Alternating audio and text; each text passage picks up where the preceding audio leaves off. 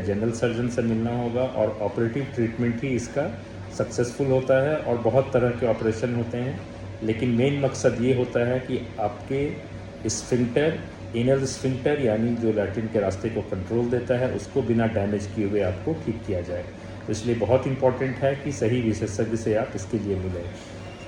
Chronic anal fissure या acute anal fissure यानी कि बॉटम एंड में, यानी जो लैट्रिन का रास्ता है वहाँ पे एक क्रैक आ जाता है, जिसकी वजह से काफ़ी इंटेंस पेन होता है टॉयलेट जाने के बाद, और वो पेन घंटों तक रहता है।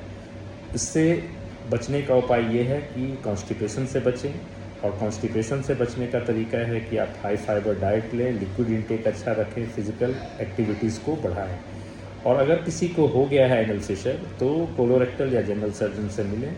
फर्स्ट लाइन ट्रीटमेंट हम इसका लैक्सेटिव देते हैं और टॉपिकल क्रीम भी देते हैं, और लोगों को बोलते हैं कि आप कॉन्स्टिपेशन से बच के रहें, और जब पेन आपका कम हो जाए तो हाई फाइबर डाइट लें, उससे पहले नहीं, अन्यथा आपको दर्द ज़्यादा होगा।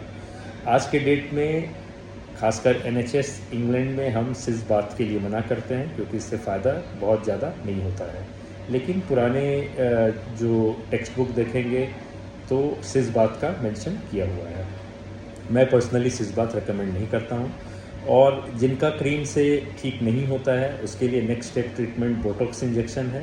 ये क्लॉस्ट्रीडियम ए टाइप ए जो टॉक्सिन होता है उसको कम डोज में देते हैं, ताकि आपका एनल स्फिंक्टर मसल्स रिलैक्स्ड हो और फिशर हीलिंग की प्रक्रिया तेज़ हो जाए।